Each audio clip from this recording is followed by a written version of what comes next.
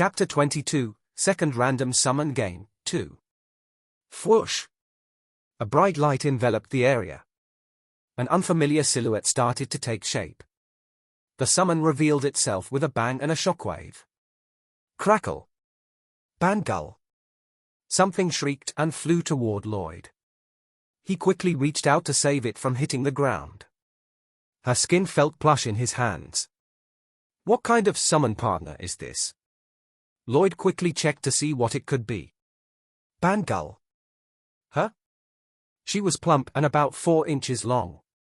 She had a large, round head, and her beady eyes glimmered. There was a gold bell attached to the end of her tail with a ribbon.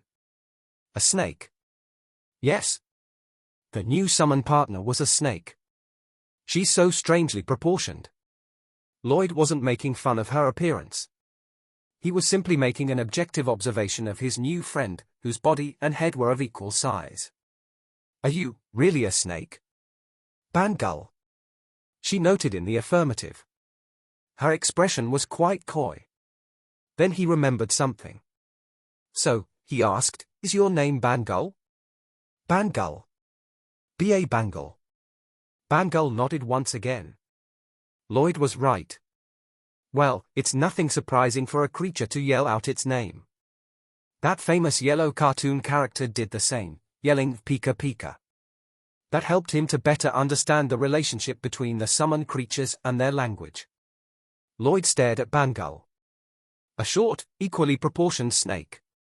He wondered if she could slither around properly. But he wasn't the kind of person to make a hasty judgment.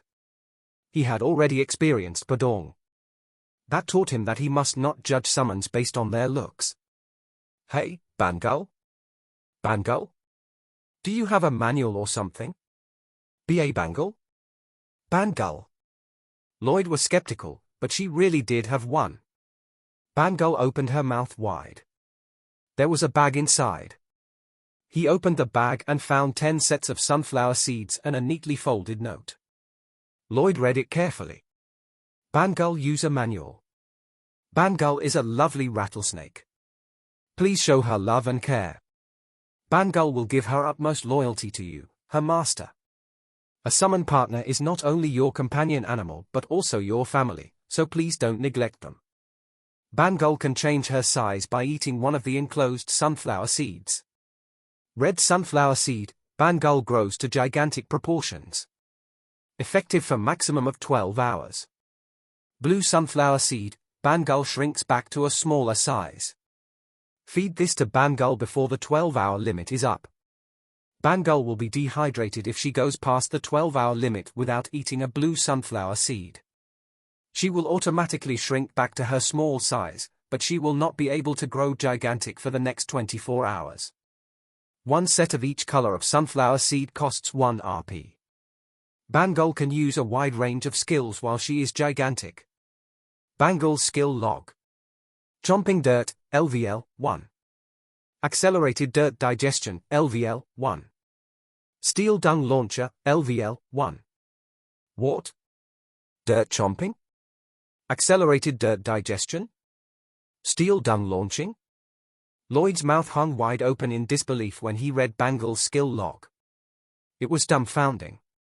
Wait a minute, she's not going to poop steel after eating dirt, is she? With lingering doubt, Lloyd brought out a red sunflower seed and gave it to Bangull to test. Hey, Bangull? Bangull? Do you want to eat this? Bangull. Bangull chewed it up as if she was waiting for it. Lloyd put her down on the ground and stepped back. The moment Bangull swallowed the sunflower seed she was munching on. Boom! Bangull. She became gigantic. Bangull was now 16 feet tall, but her head and body were still of equal proportion. Yes, this is nothing new. He had already experienced the same phenomenon with Padong. Lloyd walked over to Bangull. Hey, Bangull? Bangull. Do you want to test out your skills? Bangull? You know, eating and digesting dirt, stuff like that. Can you do it? B.A. Bangull? Bangull's eyes sank as though she was disappointed by her doubtful master. Lloyd flinched in guilt. She's a bit snobbish. I guess Padong and Bangal are different. That was how it appeared. So, Lloyd adjusted his tone to sound more like a request. Of course I trust you. It's just that I need to see it. I just want to see how cool you are, Lloyd cooed. Bangal? I mean it. Bangal. Bangal's face brightened, and she wriggled her body in happiness. Then she hung her large, round head toward the ground of the hall and opened her mouth. B.A. Bangal. Chomp. Yum. Gulp. Goodness. She's eating dirt. Is that how I look when I'm eating fried chicken? The way Bangal savored the dirt made him wonder. She scooped the dirt up with her mouth and scarfed it down. After a long while, she let out a big burp. Then she started to shake her short, chubby tail. Bangal. B.A. Bangal. Jingle. The bell tied to the end of her tail rattled noisily. Then she lifted her tail high and made a straining expression. An. Clank. Clank. She squeezed out a long, steaming, red-hot turd made of steel. OMG. It's like she's making popcorn. Lloyd suppressed his embarrassment and examined the steel poo she had just deposited. It was only then that he realized Bangal's true potential. This is amazing. Her shit was actual steel. And it wasn't shaped like the poop emoji. It's a steel bar. It was about 32 feet long and the width of a human thumb. The steel bar was polished and perfect, without any bumps. From the start to the end, the steel bar was sleek and smooth. It was a rod of perfectly reinforced steel rebar. And it's very hot. The steel bar poop was still as red and hot as when it came out. This meant just one thing. I can cut it before it cools down. I can cut or bend the bar in any way I want. Lloyd realized that he now had an unlimited supply of steel rebar as long as he just kept feeding her dirt. This is... Whoa. It's too good to be true. It was indeed too good to be true. Come to think of it, I can do more than produce steel bars from her. She could eat dirt. Which meant that she could dig out an underground tunnel. So, if he included Bangal in his plan, Bangal would eat the dirt in the shield machine and dig a tunnel. At the same time, she would release steel bars, and the blacksmiths would cut them to the needed length right on the spot. The workers would then make and set up the sections of metal walls that would support the mine. Once the metal walls have been erected, we could move the shield and repeat the process. The construction plan slowly came together in his head. The more he thought about it, the more amazed he became. If this plan works, the construction period would only be a tenth of what I expected. Lloyd only wished for a summon who had the ability to dig the earth. But the one he got turned out to be much better than that. Lloyd stood there, looking at Bangal in a daze. Hey, Bangal? Bangal? You are really something. You're the best, Lloyd said. B.A. Bangal. No, I correct myself. You are the best, the bomb, the greatest one there is. Bangal. Lloyd gave her a thumbs up. Bangal flashed back a happy grin. Asterisk asterisk asterisk. After he earned Bangal from the summoning game, construction preparation gained momentum. Lloyd customized his shield machine design for Bangal. The segments and rebar components that made up the walls were fitted accordingly. The construction work now centered around Bangal. Padong? Podudong. Bangal? Padong.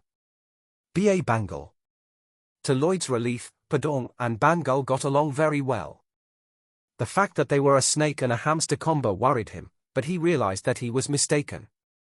Instead, the fuzzy hamster and chubby rattlesnake instantly clicked and became best friends, perhaps because of their shared identity as summon creatures. They stuck with each other, rolling around and playing on the ground on days without work. They even sunbathed and dozed off to sleep together. Phew. Good for you too. You can goof around all day, and people will call you cute. While the two summoned beasts lazed around, Lloyd busied himself with his tasks. He visited the forge every day, pestering the blacksmiths. He personally supervised the production of the shield device. After about 10 days, they finally completed the shield. It looked like a soda pop can laid down on its side with open ends.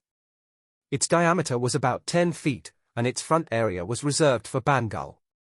The dense construction of the sides ensured that the circular shape would remain intact and firm despite the weight of the earth in the mine. The back area was for the workers. They would be protected by the shield structure there and be able to cut the steel bars Bangull would produce from all the dirt she ate. That allowed them to quickly install the metal walls that would keep the mine from collapsing. We're all set. The next task was assembling the workers.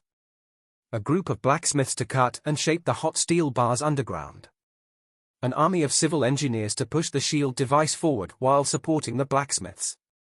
Planning out the division of labor was completed with ease. The Baron's approval made things move along seamlessly. With everything ready, Lloyd began construction. Finally, it was time for the shield device to see the light of day. Bangull. B.A. Bangull. Inside the shield, Bangull moved her large head around. She opened her mouth and swallowed any dirt or rocks in sight. A little later, her stomach wiggled, and she rattled her short tail. Jingle. Her tail rattled more vigorously. It's coming. Lloyd's shout made the blacksmiths nervous. Finally, she blessed the workers with bars of steel poop. Fwish!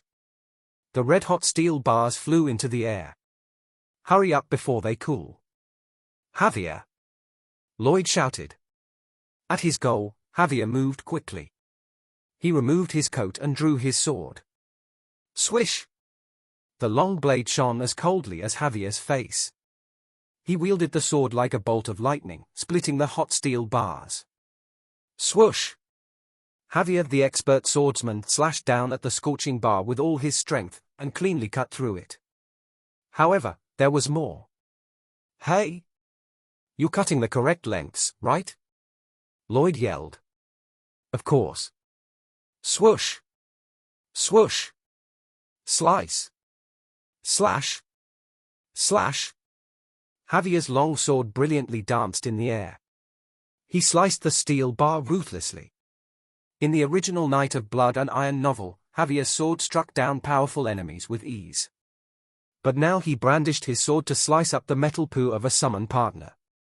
His precise sword work reminded him of chefs in seafood restaurants who effortlessly cut fish into equal pieces. Clank! Clunk! Dozens of short and long bars littered the ground. Everything was a perfect size. Lloyd gave Javier a thumbs up. Good. Not a single inch short. Thank you, Jacia said hesitantly. While Lloyd erupted in joy, Jacia sighed at length for having been demoted to a steel cutter. Once he finished, it was time for the blacksmiths to work. Move before the steel gets cold. Assemble them. Lloyd shouted. Yes, young master. The blacksmiths yelled in unison. Let's go. The blacksmiths moved with shipman-like precision. They bent Javier's steel bars according to Lloyd's precise measurements. They carefully weaved, fixed, and assembled them into a wall that fit right into the inner side of the shield. Once Lloyd was satisfied with the work, he yelled, "Shield! Forward! Forward!" Dozens of civil engineers repeated in unison. They mightily pushed the lever connected behind the shield, and it slowly crawled forward, despite the massive weight of Bangull and the workers. The shield moved 3 feet, which was the exact distance Bangull had cleared the way for them by eating the earth. When it lurched forward, the 3-foot metal walls were released from the shield, holding the ground back behind them. Rumble. The shield's movement caused the walls and ceiling of the tunnel to shake, but it didn't collapse. The metal walls behind the shield firmly supported them. Everything was happening just as Lloyd had planned. Good. It's working. Lloyd's eyes flashed with determination. His voice now contained more confidence while leading the project. At the same time, he meticulously examined what was in front of him. Flash! He was using his intermediate surveying skill. Lloyd could scan the ground 16 feet ahead of him that would be dug out later. He studied the geographical characteristics and whether a dangerous gas layer lurked nearby. The skill enabled him to supervise his people while getting a full picture of the work. It was the ultimate method to prevent any construction disasters.